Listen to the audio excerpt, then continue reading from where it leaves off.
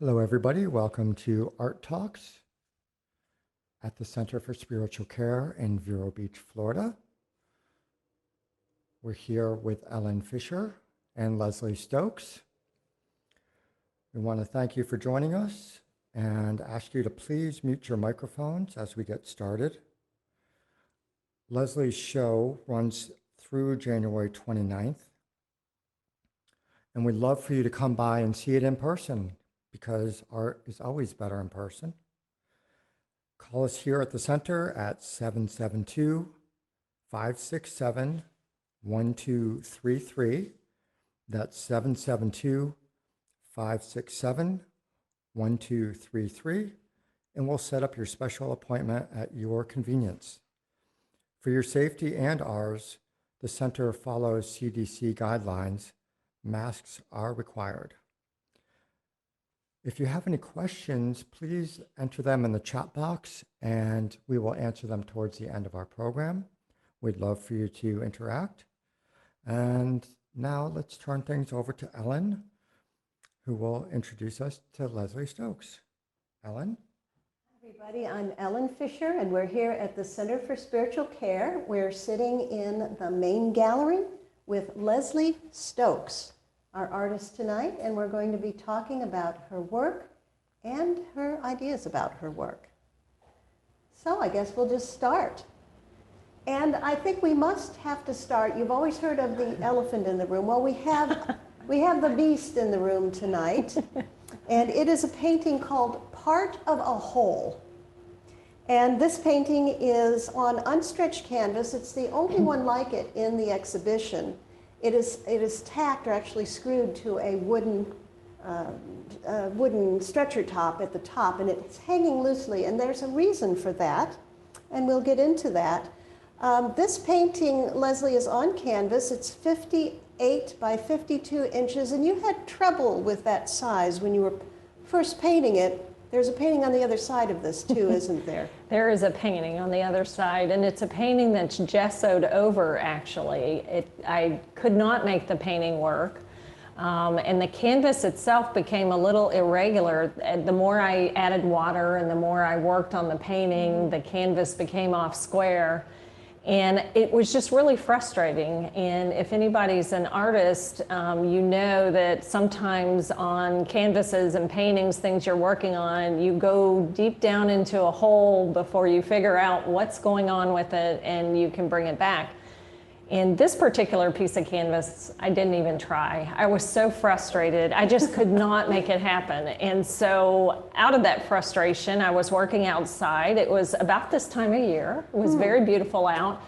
And I had the opportunity to flip it over on a wooden deck and stood there and thought, what am I going to do with the raw side of canvas? Should I gesso it? And that's normally my tact, is to make things perfect and right and make sure everything's going the right direction. And I just decided the raw canvas would be interesting to see what the paint did with it and what all the marks would do on it, and if it would soak in and create its own structure, if you will.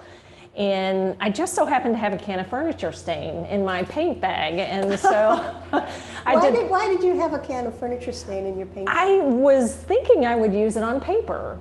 I was working at a residency where we were supposed to have a thesis and experiment with our own work and individuality and see how far we could stretch our creativity. Okay. And I thought I might use that on a piece of paper. Well, I saw it and I thought, wonder what that would do on the raw canvas. And I got a sponge brush out and started working on the canvas, and then just started whatever I felt like needed to be on there, started mixing chalk pastels and a little bit of acrylic paint and furniture stain and charcoal and pencil, and it just evolved from there. So there it is, very imperfect. And when I took it to my framer to stretch it, as I've done everything else, he didn't quite know what to do with it. He just was worried that, as I was, that stretching it and wrapping the edges would lose some pieces of the composition that really made it work. Right, right. Yeah, it would have made it too perfect. I mean, the edge of the canvas is like the edge of the world, and you're marks go right to the very edge of the piece of fabric, and they're really, really important. Whereas if you'd neatened it up by making a straight edge on all the sides, it would have really taken something away from it. And it was a very guttural piece, and so because I couldn't do that with it, I called Warren here at the center and said, oh, I've got this piece, I sent you a picture of it, but I just don't think it's going to work for the show. And I'm probably not going to put it in the show because I don't quite know how to manage it. I had considered all these options to glue it to a board and then put it in a floater frame, and how am I going to present it? And Warren encouraged me. He said, we really like that. You need to figure it out and get it here to the center. And so the end result was just leaving it raw, because that's what it really is a raw piece of canvas, tacking it onto a board rather crudely with some screws, and hanging it as it is. And like I said, it's purely guttural. There was no intention, obviously, with this piece. It just came out of nowhere. So. Well, it came out of it. I mean, it did have a very interesting story behind it. One of the things I like about it is I can see how when you started putting on this stain, was it like an oil-based stain or a water-based stain? It's an oil-based stain. And you know, with that rough canvas, that foam applier did not want to glide over the canvas. So you can really see you pressing it in, soaking it in, and almost fighting with it a little bit. I mean, saying, I'm going to put this on here. There was a certain amount of maybe frustration when you were doing this, a little bit? Not so much frustration. It was more of a, what is this going to do next? Discovery type of process. And let's see what the sponge brush will do when I put a lot on and a little on, and can I paint with it or draw with it? And it just evolved from there. Yes, I think that when you started to use it more lightly, you have these really brushy marks that make almost an atmosphere with the really dark and crudely put on marks, almost like somebody was trying to write something on there. It's almost like but I find that a lot in some of your works, that you almost have a language in your brush marks. And then I really like the clouds of the pastel and the little, one might want to think of that as a sun type of spot there in the lower right-hand corner. Did this make you want to maybe paint on raw canvas again and maybe hang it in this way? Yes, actually, I have several being stretched, really large ones at the framer right now, and they're supposed to be delivered this weekend, and I can't wait. This one has been in existence for about 9 months or so, and I haven't done it since then. But after having that discussion with the framer and seeing the enthusiasm for the piece, and I for months have been saying I should do more of those. I should do more of those. But I think now I feel like I need to do it, and we'll see what happens. I think that's really great, and I think that really the feedback you get from people is so important. I mean, you may have on a whim decided, I'm going to do something with this, and make it into something. But then people say, hey, that's really nice, or that really says something to me. And I don't think people understand how much artists like to hear. Oh, we do. I mean, because you work by yourself most of the time, you don't know if what you're doing is good, bad, or indifferent. You know how you feel about it. But it's really nice. I think what I learned in school a long, long time ago is that the art really doesn't come into being until people talk about it. That's true. And you have your own conversation with the piece itself when you're making it, but then you sort of want to share that with other people instead of... And I don't look for pieces to speak to people in a certain way. I mean, they have to speak to me, and they come out of places that I don't know where they come from. Sometimes I can't even remember. I'll work at, like on this piece, when I did it, I knew that I liked it. There was something about it. But it spent several months rolled up and out of sight because it wasn't what I expected to do. And so sometimes they come out like that and they speak to me. I don't know how other people are going to see them. But it really does just take that one person saying, that says something to me, and it reminds me of this, or I really like it because of this, and sometimes that's all you need. Were you a little surprised when you got the first, somebody saying, I feel that, or I like that, I can relate to that? Were you a little surprised thinking, well, I know how I feel about it, but... I wasn't surprised as much as I was excited. I was like, aha, somebody sees what I see. Somebody's excited about the same thing I'm excited about. Because I'll tell you, sometimes I bring things home or I hang them in the house so that I can live with them. And not so much to correct anything or do anything, but just to understand them and grow from them. And so they come in the house and they hang. And this was one piece that my husband was like, okay. So when Lauren said, you've got to hang that piece, I was like, yay. I was like, yay, somebody sees it. And so to me, that was really exciting. So I think the ideal situation for an artist is the one that you are in, is that you are not painting for an audience. You're not trying to guess what they're going to like. It has to be something between you and the canvas, and then you just put it out there. And it's really nice if someone else relates, but you're not painting it for them. That's the ideal situation it's very freeing. But it can also be frustrating too, because people will say to you, why don't you paint this, or you used to do this kind of painting or that kind of painting. And I've kind of passed that point, and it's sometimes they do turn into those kind of paintings. Like there's all of these paintings in here have this basis where this really was left alone. They all have the loose brushwork and the charcoal and different things going on that are more intuitive than saying I'm going to paint a pretty picture of this and this is how it's going to turn out. Yeah. You probably started out, I know you started out as a child. Your mom is an artist and you would paint with her yes. But like all children, when you get to be about 9 or 11 years old, you want to do things that look exactly like the thing that's out there. Absolutely. In the world. Been there. How did you get from there to your current style? What did your evolution look like? And when did you start thinking of abstract work as maybe being something you wanted to do?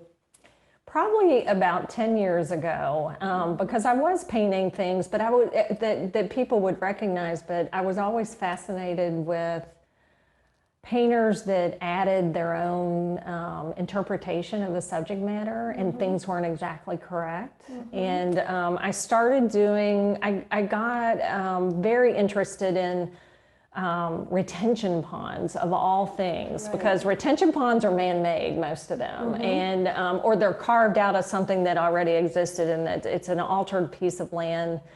And in Port St. Lucie, there's a whole row of retention ponds in a heavily built-up area, and those things, if you observe them, change all of the time. And all of the patterns and the things that are going on in the retention pond are interesting. And the nature got beat up and then it came back and it was resilient. So I started painting those.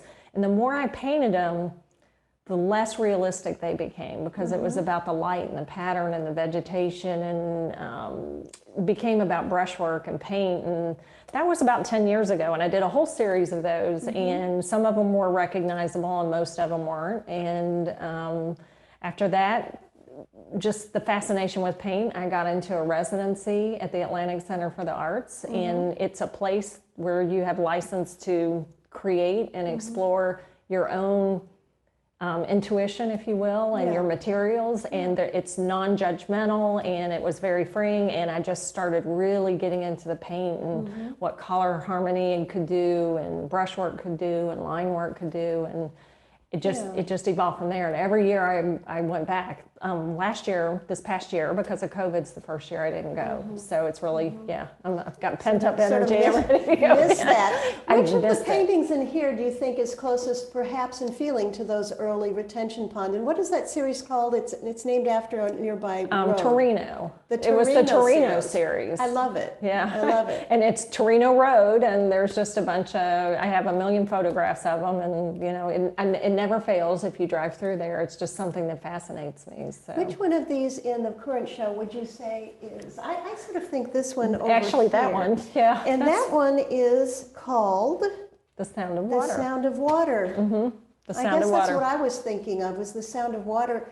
I started thinking about those retention ponds, that you had told me about just when I saw this. And I was thinking, before I even looked at the title or really thought about that, I was thinking a little about Monet and his water lily paintings as water paintings, which are just floating. The lilies and things float in them just like your areas of color do.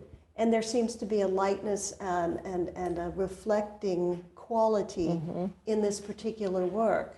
Would you say that that's a little bit on spot? That's probably true. This probably was. Sometimes I'll go back to this when I need to loosen up and get going with something that's truly just really abstract. I'll go back to these patterns in my mind and what I experienced in nature, and that's exactly where this came from. And I did study in Monet's gardens for a summer, and that was very influential in a lot of good ways, because that's really where I learned to observe nature and really got attracted to nature. So. I guess that's probably why that Monet thought probably came to me. And I remember you told me that after you graduated from school with a bachelor in art history, which is really neat. I mean, to have that. A lot of artists don't have so much background as you do, I suppose, in this late 19th century early abstractionist. He really was at the end of his life. Right, he was. And I think that is fascinating. You also use blues very beautifully. I also wanted to know, I mean, this is the sound of water, and as long as we're on the subject of blue and landscapes, you know, I started to look at your blue paintings, and several of them in here have titles that do suggest landscape. Way Up in the Day is one of them. And again, you use some really vibrant blues. Like an indigo, almost a phthalo, deep Prussian phthalo blue, cerulean blue. Do those? Wow, you're good. I mean, colors. Those colors scare some people. Are there any colors that scare you? Because you don't seem to be afraid of colors. That's interesting, because I went through a whole phase, probably about 5 years, where I didn't touch a tube of blue paint. And so, I have friends to this day that are like, wow, you're still using blue, because I just would not use it, because I felt like it was so picturesque, and everybody was painting clouds and landscapes and everything, and it's not, I don't know what it was. And when I went on these exploratory painting trips and started really mixing color and trying to understand just from an intuitive standpoint color, is where I got attracted to what I could do with the blues. And none of these blues are fresh out of the tube. I don't ever put anything down that's fresh out of the tube. They all have something else in them, which I think gives them the harmony and everything. But blue used to be that color. To put a long answer to your question. No, that's good. Today it's yellow, so yellow scares me. So so that'll probably be the next thing you jump into. I don't know. I think it's a really difficult color to get. It inherently has qualities that are not harmonious, and I'm not purposely trying to. I just enjoy peace and tranquility, and I don't know. There's something about yellow that just makes me. I have a feeling. I think you're a person who's up for a challenge. I think that colors throw themselves at you as a challenge. Yeah. Because you wouldn't have started using that blue unless you saw the inherent problem with it. I think is what I'm hearing. Maybe. I don't know, but yellow is scary. Pink used to be. I'm loving pink right now. I'm doing a lot of big pink things. I think about this time next year, we'll be looking at something yellow with you. And saying, I used to be so afraid of yellow. I'm calling you when I get the tube out. And now there are so many yellows. I mean, there's yellow ochre, and there's yellow light, and I mean, you could really go to town with them. I think you can. Now, the one that we're looking at, which is called Way Up in the Day, it doesn't really look like a landscape, and I just segued to that because it's a blue painting. Yeah. It's a little bit more solid, you know, a little bit more there than anything like the sky or water that you could put your hand into or move through. It more or less comes out at you, and then you have that red detail at the bottom with the brown that you don't know if those colors are going to take over, if the other ones are sort of muscling down on them. So there's a real tension going on between the warm and the cool colors in this, and yet you called it Way Up in the Day. How in the world do you come up with your Titles. This is something every artist I'm Oh, sure out it's there wants such a to know. struggle. It's such a struggle because I don't want to title it something that has such a strong meaning that people can't interpret it for whatever they want to see in it. Way Up in the Day is fairly harmless. I believe, just like a couple of other ones, I think Way Up in the Day and Dimming of the Day are bluegrass. I heard in bluegrass music. So sometimes I listen to bluegrass music and it was language that I heard in the music and just thought that it fit the painting. Oh, that sounds really nice. So it sort of fit the mood you were in and the time the painting was made. I know when we talked in your studio a few days ago, you said, well, you know, I could number them or do things like that, but that's not much fun either. No. I mean, calling it number 23 or something like that. It's almost like well, if you're doing a series, I think that that's okay. If you name the series, like Torino, because Torino 1, 2, 3, 4, Yeah. There's a subject that transcends all the pieces, but I think you do have to title them. And sometimes other people title paintings. They'll come in and they'll say, you know, this should be titled this. And if it fits, sometimes that's what ends up happening. So. Well, then, with that said, let's look at Across the Sky Blue. Or the Sea Blue, I'm sorry. Yeah, Across the Sea Blue. The Sea Blue. This one's really Across different. the Sea Blue. You know, I saw this, and I'm sure that even online it doesn't do it justice. I saw it in a photograph that you had sent me before I ever saw it in person on the wall here. And it is, again, it's the same, only different than your other work. It's very, very thick, and you've put in some sort of a sand or some material to give it sort of a grit. Yeah, it's actually oil stick, and it might be that the oil sticks are a little old, but but it's So got there's a natural grittiness. Yeah, it's natural grittiness. I didn't smooth it out or do anything with it. It's acrylic on paper mounted on board, and there's probably some pencil or charcoal underneath, and then the oil sticks, I had forgotten I had them and got them out and started experimenting with them to see if I could build the surface up. So it's pretty thick. It took well over a month to dry. So Yeah, it can do that. And one of the things that our viewers at watching us today at home don't know is this painting is only about 10 inches square. I mean, it looks like as big as the side of a boxcar or something. I mean, like a boxcar door is how big it could be.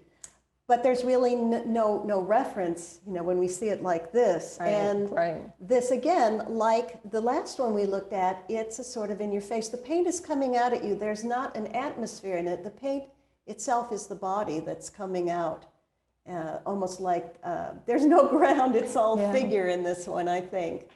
And it's pretty luscious because the way that the paint blends into each stroke. It's not like it's mixed up and put on.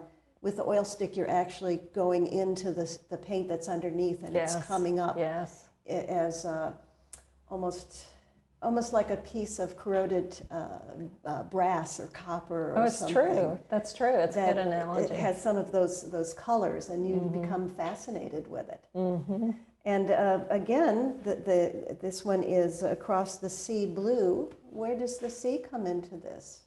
It really, once again, a title that somebody said that looks like the ocean when it's rough and we're out on our boat. And so it got named Across the Sea Blue. I mean, I was trying to think of something a little bit different. So one more. How about we talk about one more piece? Okay. I think that we should really go for some of the reds because you are a very red person. Now we could talk about one that you want to pick out, or I could give you one to pick out. How about Feed My Soul? Feed My Soul. Feed My Soul. I think that your paintings sort of do feed the soul. And that's exactly why that piece is named that. There was something about that piece is on paper, and it's acrylic on paper. It's actually relatively simple compared to all the other layered things that I have. And once again, all the paint, the reds in there's multiple reds and pinks in there, and that's probably the heaviest layered piece of it, but there's also a lot of airiness in it. But there was something about that piece that really excited me about just experimenting once again with the paint and the line work and trying to get that perspective of looseness and raw canvas or paper showing through, and then all the brushwork and the thick paint. And so it's named Feed My Soul because I just thought this is what feeds my soul. Yes. Is just using this paint and being free with it. And this one, in comparison to the paint application, the other ones, this one's almost whipped feeling, you know, like Really? Yeah. it's foamy, it's fluffy, it's spongy. And this is a special piece of paper too. Is this a handmade piece of paper? We got to talk about the paper. It's not actually. It's called Coventry rag paper. It's a specialized printing paper that I don't know if you can get it outside of New York now, but I was ordering it from New York for quite a while. And it just has a really sensual, it's almost suede-like, the texture. And so it tends to take the paint really well and the brush strokes really well and do things with them that a smooth surface wouldn't do. It grabs the paint and allows you to make these quick turns with the brush strokes and create layers that lay on top of each other very nicely. But if that wasn't under glass and you touch the paper, it would feel like either felt or suede. Yeah, I forget the glass is there when I look at it because it is such a touchable looking thing. And I think when you say sensual, that there's a word that I think can apply to all of these paintings, is that sense of touch and the feeling for the different touches that you can make. The hard, the soft, the fluffy, the solid is so there. It's not hidden, it's not blended, it doesn't try to hide. That is really what it's about. And if you don't feel that sensuality, there's something wrong with you. Well, I want to say again that this is the Center for Spiritual Care. We have a wonderful show by Leslie Stokes here. It is a show of abstract works, and this has been a conversation about creativity with Leslie Stokes. And I'm Ellen Fischer. Thank you very much. Thank you. Thank you, Leslie and Ellen. That was fantastic. And thank all of you out there. We are happy that you joined us tonight. Please come by and see the show. It is truly amazing and really something that you want to see in person if possible. So we invite you to call the center at 772-567-1233. That's 772-567-1233. And we'd love to have you. Have a wonderful evening.